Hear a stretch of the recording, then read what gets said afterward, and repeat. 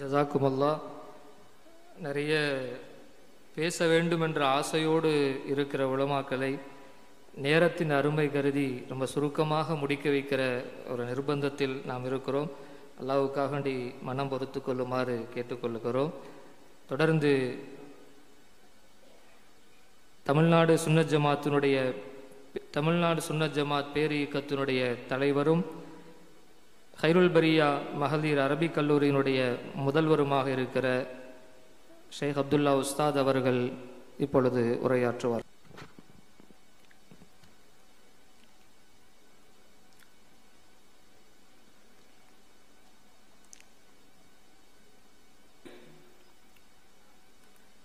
இவர்களுக்கு விருது வழங்கி பெருமை சேர்க்க வரவிருக்கிற ஜமாஅத்துல் உலமா, மாநில ஜமாஅத்துல் உலமா சபையினுடைய போற்றுதலுக்குரிய தலைவர், பாராட்டுதலுக்குரிய செயலாளர், பொறுப்புமிக்க பொருளாளர் மற்றும் சென்னை மாவட்ட ஜமாஅத்துல் உலமா சபையை சார்ந்த போற்றுதலுக்குரிய நிர்வாக பெருமக்களே,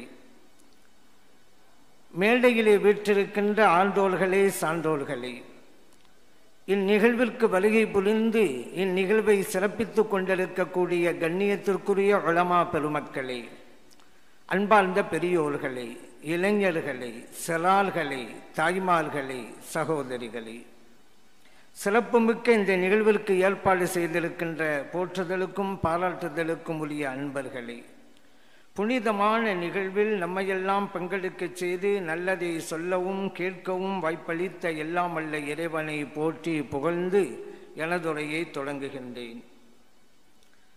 ஜமாஅத்துல் உலமா சாதனை படைத்திருக்கிறது.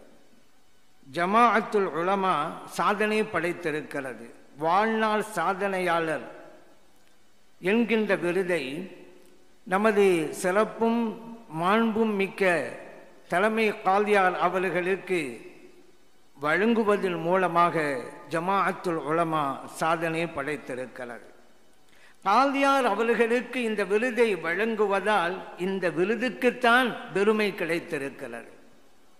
அவர்களுக்கு விருது வழங்குகின்ற, இதன் மூலம் கௌரவப்படுத்துகின்ற நற்பாக்கியம் நமக்கெல்லாம் கிடைத்திருக்கிறது.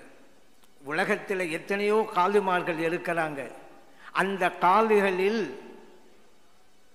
இனிய நிலாவாக நமது காலியால் திகழ்ந்து கொண்டிருக்கிறார்கள்.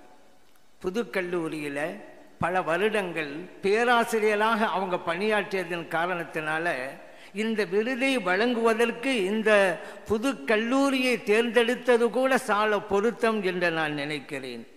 சாதனை படைத்திருக்கிறார்கள். சாதனை என்றால் என்ன? ஒரு அறிஞன் சொன்னான், இமயத்தை தொடுவதல்ல சாதனை, மக்களின் இதயத்தை தொடுவதுதான் சாதனை. அந்த வகையிலே மக்களின் இதயத்தை தொட்டிருக்கிற நமது காலியார் அவர்கள் மிகப்பெரிய சாதனையை படைத்திருக்கிறார்கள். அரியாசனத்தில் அமர்ந்தவர்களுக்கு கூட அழிவுண்டு, ஆனால் மக்களின் இதயாசனத்திலே அமர்ந்தவர்களுக்கு அழிவில்லை. நமது காலியார் அவர்கள் என்றென்றும் நமது உள்ளங்களில் வாழ்ந்து கொண்டே இருக்கிறார்கள்.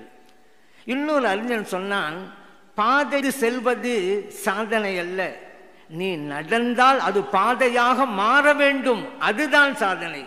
அப்படியானால் காலியார் அவர்கள் நடந்து சென்ற வழித்தடங்கள் தான் நமது பயணத்திற்கு கால் தடங்களாக இன்றைக்கு இருக்கிறது.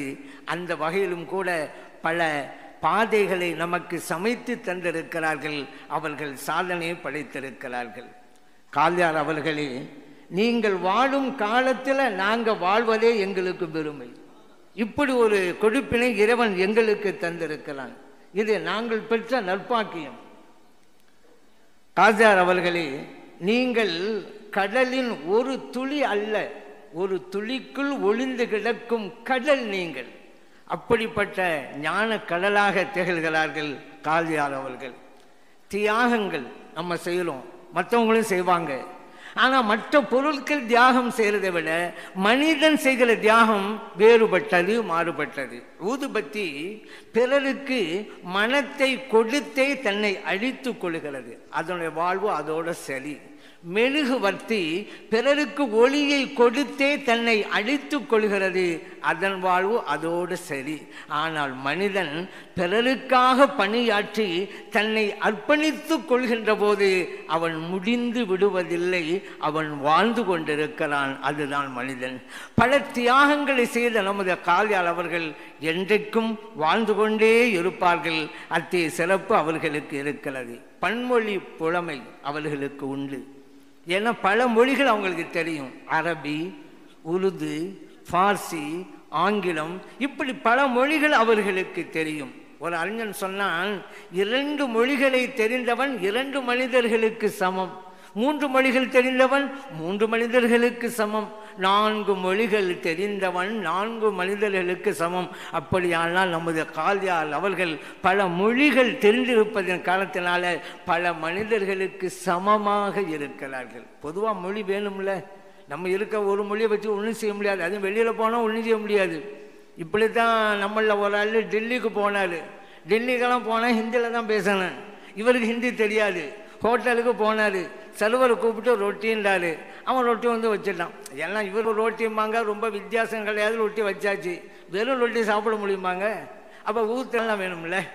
இது தமிழ்நாட்டில் பல இடங்களில் பல வார்த்தைகளை யூஸ் பண்ணுவாங்க. சால்னா, குழம்பு, ஆணம், சாறு, இப்படி பல வார்த்தைகள் உண்டு. இந்த ஆள் போனார்ல, அவருடைய ஊரில் எல்லாம் சாருன்னு தான் சொல்லுவாங்க. அதனால சர்வர்கிட்ட சாருன்றாரு. அவன் இன்னொரு 4 ரொட்டியை கொண்டு வந்து வச்சு விட்டான். ஏன்னா ஹிந்தியில் வந்து சாருன்றா 4, எல்லாம் ஊற்றுறதுக்கு ஆணத்தை கேட்டால் ஒரே ரொட்டியாகவே கொண்டு வந்து போடுறானே அப்படின்ட்டு வாழ்க்கையை வெறுத்து சே அப்படின்றாருல, இன்னொரு 6 ரொட்டி கொண்டு வந்து வச்சு விட்டான். எல்லாம் ஹிந்தியில் சேர்ந்தா 6. இவருக்கு ஹிந்தி தெரியலை, அவனுக்கு தமிழ் தெரியலை. மொழி தெரியாவிட்டால் இந்த சிக்கல்லாம் வரும். ஆனால் நமது கால்யாள் அவர்கள் பல மொழிகளுக்கு சொந்தக்காரர்களாக இருக்கிறார்கள். ஆனால் இவ்வளவு திறமைகள் அவர்களும் இருந்தும் கூட அவர்களின் அருமையை புரியாதவர்களும் தெரியாதவர்களும் இந்த சமூகத்தில் இருக்கிறார்கள்.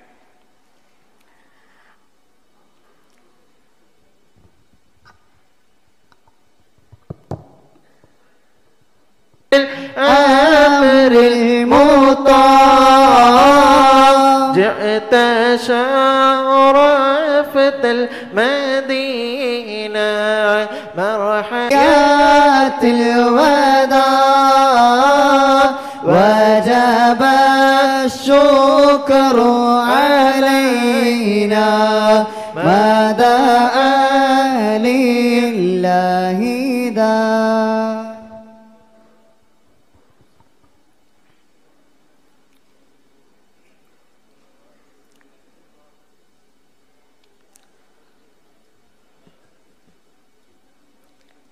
அன்பார்ந்த பெரியோர்களே,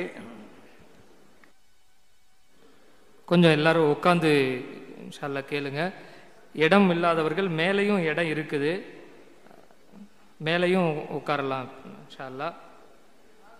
உஸ்தாத் அவருடைய உரை தொடர்கிறது.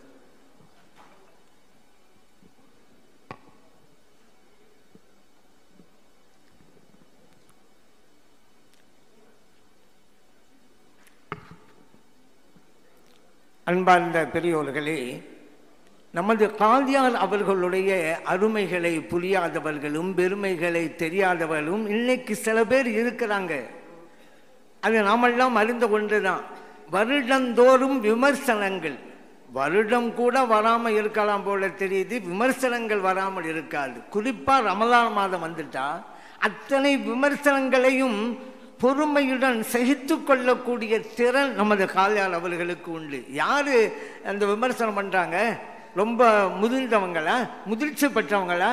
நேற்று பெய்த மழையிலே இன்று முளைத்த காளான்னு சொல்லுவோம்ல, அதுவும் தமிழில் இந்த கத்துக்குட்டின்னு சொல்லுவாங்கங்க, அவர்களெல்லாம் விமர்சனம் செய்கிறார்கள். எப்படி இருக்கும் யோசிச்சு பாருங்க. உண்மையில் இவர்கள் சிறந்தவர்கள் என்பதை அந்த விமர்சனங்களை பொறுமையோடு ஏற்றுக்கொண்டார்களே, அது ஒன்றே அறிவிக்கும். பிற பார்த்துட்டா ஒவ்வொரு கூட்டமும் கூட தனக்கு தோதுவாக அறிவிக்கணும்னு எதிர்பார்க்குறாங்க. கால்யாள் அவர்கள் அப்படி தான் பிறையை அறிவிக்கணும் அப்படின்னு எதிர்பார்க்குறாங்க.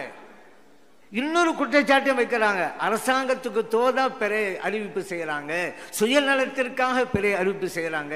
எத்தனை எத்தனை கடும் சொற்கள்! அத்தனை எல்லாம் மகிழ்வோடு ஏற்றுக்கொண்டவர்கள் தான் நமது மாண்புக்குரிய காதியார் அவர்கள். அவங்க பல வகையாக கூறு போட்டு வச்சிருக்கிறாங்க. 3 பெருநாள் ஆக்கி விட்டாங்க. ஒற்றுமையா இருக்கலாம், குர்ஆன் ஹதீஸை பின்பற்றலாம் என்று சொல்லி மக்களை ஏமாற்றி விட்டார்கள். குறிப்பாக அப்பாவி இளைஞர்களை ஏமாற்றிட்டாங்க. ஒரு ஊரில் எல்லாம் 3 பெருநாள், ஒரு வீட்டுக்குள்ள 3 பெருநாள் கொண்டாடுறாங்க. கணவனுக்கு ஒரு நாள் பெருநாள், மனைவிக்கு ஒரு நாள் பெருநாள், அத்தாவுக்கு ஒரு நாள் பெருநாள். கேட்ட ஏன் உங்களுக்கு பெருநாள்? இது தத்தம் பகுதி பிறை, இன்னொரு ஆள் சர்வதேச பிறை, இன்னொரு ஆள் கணக்கீட்டு பிறை. ஒரு வீட்டுக்குள்ள நீங்க தான் ஒற்றுமையை வளர்க்க போறீங்களா அந்த சமுதாயத்தில்? இவர்களுக்கு தோதாக பிறை அறிவிப்பு செய்ய வேண்டும் நமது காதியார் அவர்கள் என்று எதிர்பார்க்கிறார்கள். அப்படி இல்லாண்ட ஒன்று இது அரசாங்கத்தோட. அப்பதான் நான் சொல்றது, வஹாபிகளே, நீங்கள் தான் அமைப்புகளை நடத்துவது என்பது சுயநலத்திற்காக, இந்த உலகத்தினுடைய வசூலுக்காக செஞ்சுட்டு இருக்கிறீங்க. நீங்க இதே குற்றச்சாட்டை அங்க வைக்கிறீங்கன்னு சொன்னா என்ன தெரியுமா அர்த்தம்? காதியார் அவர்கள் ஒரு கண்ணாடியாக இருக்கிறாங்க, அந்த கண்ணாடியில் நீங்க உங்க முகங்களை பார்த்துக்கிட்டு இருக்கிறீங்க, அவ்வளவுதான். அதுதான் நடந்துகிட்டு இருக்கு. சரி, இவர்களுக்கு காதியார் அவர்களுடைய அருமை புரியாது. குறுமதியாளர்கள். வைரத்தினுடைய அருமை வைர வியாபாரிக்கு தானங்க தெரியும். பூவின் வாசனையை பற்றி நாசி இல்லாதவன்கிட்ட கேட்டா சொல்லுவானா? சூரிய வெளிச்சத்தை பற்றி கண் தெரியாத குருடன்ட்ட கேட்டா சொல்லுவானா? காதியார்களுடைய அருமை புரியாதவர்கள் தான் இப்படியெல்லாம் பேசிக்கொண்டிருக்கிறார்கள். நமது காதியார் அவர்கள் உயர்ந்த இடத்தை பெற்றிருக்கிறார்கள். எல்லாமே சொன்னாங்க. எனக்கு முன்னால் பேசுகிறவங்கெல்லாம் அவர்களுடைய உடையில் எளிமை, நடையில் எளிமை, ஆனால் அவர்கள் கொள்கையிலே வலிமை, கோட்பாட்டில் வலிமை, சத்தியத்தில் கூறுவதில் வலிமை, அசத்தியத்தை மறுத்துரைப்பதிலும் கூட வலிமை. அவருடைய பண்பிலே இனிமை, பழகுவதிலே இனிமை. இப்படிப்பட்ட ஒரு பெருந்தகையாளரை நாம் வாழ்நாளில் பார்க்க முடியுமா? இறைவன் நம் காலத்தில் இவர்களை கொடுத்தானே, நாம் பெற்ற ஒரு வாக்கியம் அல்லவா? உங்களுக்கு இறைவன் எந்த நியமத்தை தந்தான் என்று கேட்டா நீங்க சொல்லுங்க.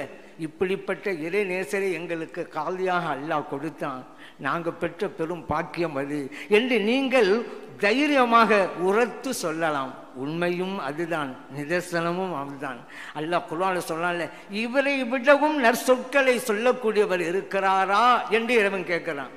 வமன் அஹ்சனு கவுலம் மிம்மன் தஆ இலல்லாஹி வ அமில சாலிஹன் வகால இன்னனி மினல் முஸ்லிமீன் அப்படின்னு அல்லாஹ் சொல்லலாம். என்ன நல்ல சொல்லை சொல்லக்கூடியவர், அவரை விடவும் சிறந்தவர் இருக்கிறாரா? அவர் யார்? இறைவனின் பக்கம் அழைப்பு விடுக்கிறார், நல் வணக்கம் செய்கிறார், நான் முஸ்லிம் என்று சொல்லுகிறார். இவரை விடவும் அழகிய பேச்சை பேசக்கூடியவர் யார் இருக்கிறார் என்று இறைவன் கேட்டானே. இந்த சிறப்புகளுக்கெல்லாம் ஒட்டுமொத்த சொந்தக்காரர் நமது பெருமைக்குரிய காதியார் அவர்கள். அவர்களுடைய துவா பரக்கத்தின் மூலமாக நமது வாழ்வை இறைவன் சிறக்கச் செய்வானாக. அவர்களுடைய வாழ்நாளை அல்லாஹ் நீட்டித்து கொடுப்பானாக. அவர்களுக்கு உடலுக்கு சஹத்தையும் சலாமத்தையும் ஆஃபியத்தையும் நிரப்பமாக தந்தருள்வானாக என்று பிரார்த்தனை செய்து வாய்ப்பளித்த நல்லோர்களுக்கு நன்றி கூறி விடைபெறுகிறேன். அஸ்ஸலாமு அலைக்கும் வரஹ்மத்துல்லாஹி வபரகாத்துஹு.